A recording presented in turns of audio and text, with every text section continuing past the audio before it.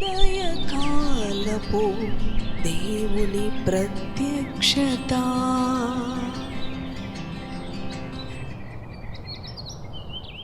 Praise the lord, హల్లెలూయా. ప్రభునందు ప్రియ దేవుని బిడలారా, ప్రభు యొక్క అత్యంత కృపను బట్టి మరి యొక్క ఉదయకాల దేవుని ప్రత్యక్షపు వాక్కులోనికి వచ్చి ఉన్నాం. ఆయన ప్రత్యక్షపు వాక్కు ప్రతి ఉదయము ధ్యానించుట వలన మనకు ఆశీర్వాదం కలుగుతూ ఉన్నది, సమాధానం కలుగుతూ ఉన్నది, మన భయముల నుంచి మనకి విడుదల కలుగుతూ ఉన్నది.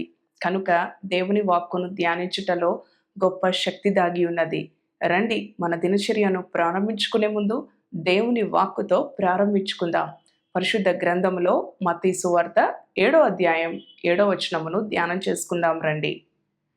అడుగుడి మీకు ఇవ్వబడును, వెదకుడి మీకు దొరుకును, తట్టుడి మీకు తీయబడును, అడుగు ప్రతి వాడును పొందును, వెదకు వానికి దొరుకును, తట్టువానికి తీయబడును. హల్లెలూయా. దేవునికి స్తోత్రం. ఎంతో పరిచయం ఉన్న దేవుని మాట.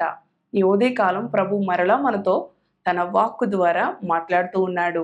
అవును ప్రియ దేవుని బిడ్డలారా, దేవుడు అంటూ ఉన్నాడు కదా, అడుగుడి మీకు ఇవ్వబడును, వెదకుడి మీకు దొరుకును, తట్టుడి మీకు తీయబడును అంటూ ఉన్నాడు.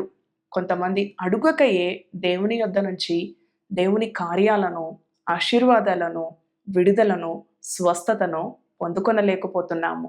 అవును ప్రియ దేవుని బిడ్డలారా, ప్రభు అయితే అంటున్నాడు కదా, నా నామమున మీరు నన్ను ఏది అడిగినను మీకు అనుగ్రహిస్తాను, మీకు చేస్తాను అంటూ ఉన్నాడు. అంతేకాదు ఇర్మియా 3:33లో కూడా 33:3లో కూడా, అవును ప్రియ దేవుని బిడ్డలారా, నాకు మొరపెట్టుము, నేను నీకు ఉత్తరం ఇస్తాను అంటూ ఉన్నాడు. వాగ్దానం ఇచ్చినవాడు నమ్మదగినవాడు. కనుక ప్రియ దేవుని బిడ్డ, మనుషుల దగ్గరికి వెళ్ళి అడగట కంటే పరిశుద్ధుడైన మన ప్రభు అయిన యేసుక్రీస్తు దగ్గరికి వచ్చి మోకరించి, నీవు ఉన్న స్థలములోనే, అవును నీవున్న గృహములోనే, నీవున్న ప్రదేశంలోనే మోకరించి ప్రార్థించిన మీదట దేవుని కార్యాన్ని చూస్తావు, దేవుని అద్భుతాన్ని చూస్తావు, దేవుని యొక్క ఔన్నత్యాన్ని చూస్తావు.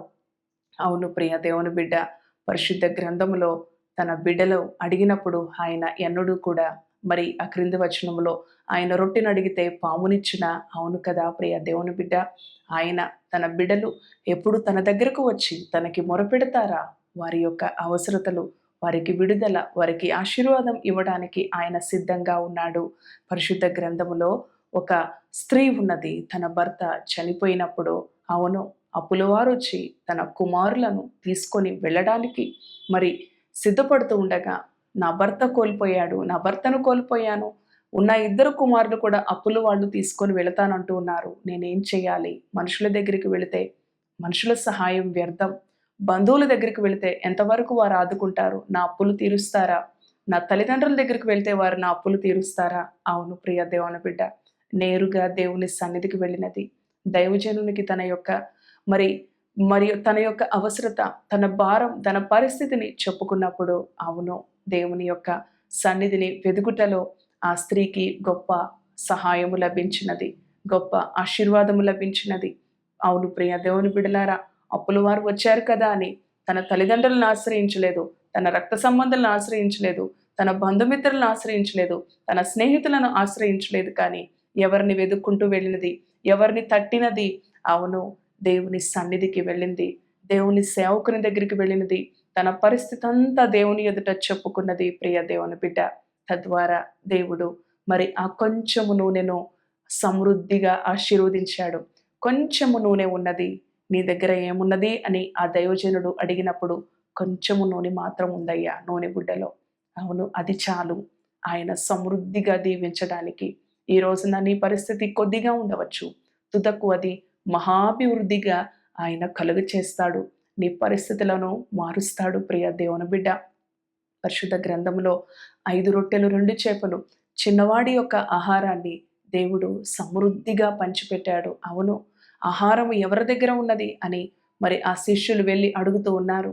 అవును ప్రియ దేవుని బిడలారా, అడుగుటలో, అవును ఆ చిన్నవాడు మరి ఆ యొక్క ఆహారమును ఇచ్చుటలో దేవుడు దానిని విస్తరింపచేశాడు. కనుక దేవుని సన్నిధికి వెళ్ళి దేవుని సన్నిధిని ఆశ్రయించుట వలన, దేవునికి మొరపెట్టుకొనుట వలన, మన స్థితి ఏది మరి ఉన్నదో అది ఉన్నది ఉన్నట్లుగా దేవుని ఎదుట ఒప్పుకొనుట వలన గొప్ప ఆశీర్వాదం లభిస్తున్నది. నీ కొద్ది స్థితినే, నీ లేమి గల స్థితినే, నీ దారిద్ర్యత కలిగిన స్థితిలోనే ఆయన గొప్ప ఆశీర్వాదాన్ని, గొప్ప ఐశ్వర్యాన్ని కలుగు చేసే దేవుడు. ప్రియ దేవుని బిడ్డ, ఈ ఉదయ కాలము ఏ పరిస్థితులను బట్టి చింతించక, ఏ పరిస్థితులను బట్టి భయపడక, ఏ పరిస్థితులను బట్టి దిగులు పడక, దుఃఖపడక ఆయన అంటున్నాడు, అడుగుడి మీకు దొరుకును, అడుగుడి మీకు ఇవ్వబడును, వెదకుడి మీకు దొరుకును, తట్టుడి మీకు తీయబడును అంటూ ఉన్నాడు. అవును, ఆయన సన్నిధిలో దివారాత్రములు ప్రార్థించుట వలన, దివారాత్రములు ఆయన సన్నిధిలో మనము ఆయనకు మొరపెట్టుట వలన ప్రభు మన ప్రార్థన ఆలకించే దేవుడు, మన జీవితాల్లో గొప్ప కార్యాలు చేసే దేవుడు, గొప్ప సమాధానాన్ని ఇచ్చే దేవుడు.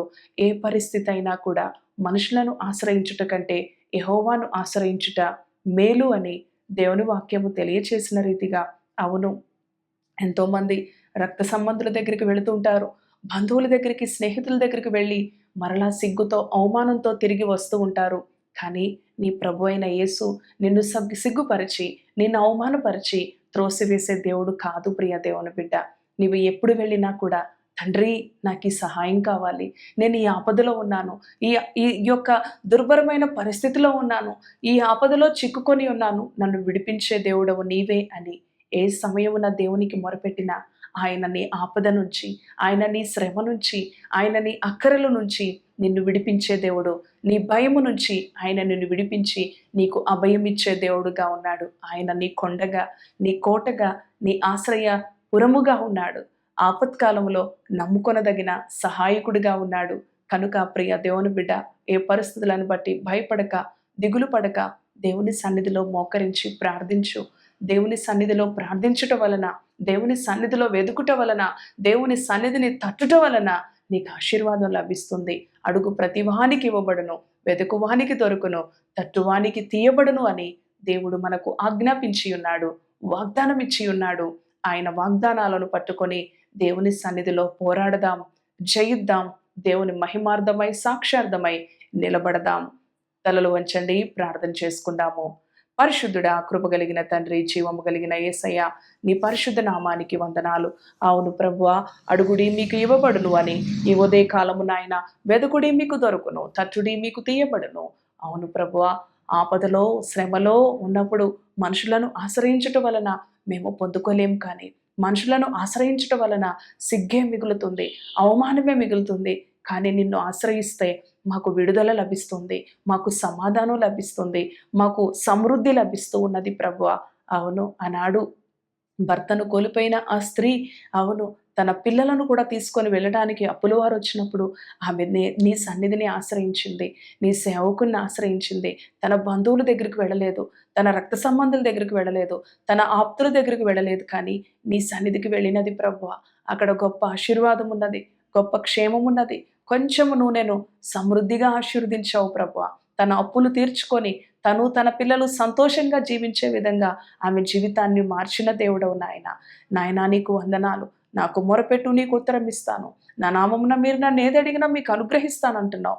ఈ ఉదయకాలం నీ పిల్లలు ఏ పరిస్థితిలో ఉన్నా ఆ పరిస్థితిలో నుంచి వారిని విడిపించే దేవుడు. ఏ బంధకాల్లో ఉన్నా, ఏ వ్యాధిలో ఉన్నా, ఏ అవసరతలో ఉన్నా, ఏ కొరతలో ఉన్నా ఆ కొరతలను తీర్చే దేవుడు, ఆ వ్యాధులను స్వస్థపరిచే దేవుడు. అయ్యా, నీకు వందనాలు. పరిశుద్ధకరమైన జీవితాలను, ఎక్కడ ఆధ్యాత్మికంగా పడిపోయారో, ఎక్కడ ఆధ్యాత్మికంగా బలహీనపడ్డారో, ఏ ప్రార్థనను కోల్పోయారో, ఏ వాక్యం చదువుట కోల్పోయారో, నిన్ను స్తుతించుటను కోల్పోయారో ప్రభువా, ప్రతి పరిస్థితి నుంచి మరలా నీవు లేపి నిలబెట్టే దేవుడో, నూతనీకరించే దేవుడో, బలపరిచే దేవుడో. దేవానికి స్తోత్రాలు. ప్రభువా, నిన్ను ఆశ్రయించుటలో, నీకు మొరపెట్టుటలో, నిన్ను అడుగుటలో ఎన్నడూ మేము సిగ్గునొందాం, ఎన్నడూ అవమానము నొందాం. అవును ప్రభువా, నీవు ఎన్నడూ కూడా నీ బిడ్డలను త్రోసివేసే దేవుడో కాదు. ఈ ఉదయకాలం ఈ మాటలు విన్నా నీ బిడ్డలను మీరు ధైర్యపరిచినందుకు, నెమ్మదిపరిచినందుకు, సమాధానపరిచినందుకు కృతజ్ఞతలు.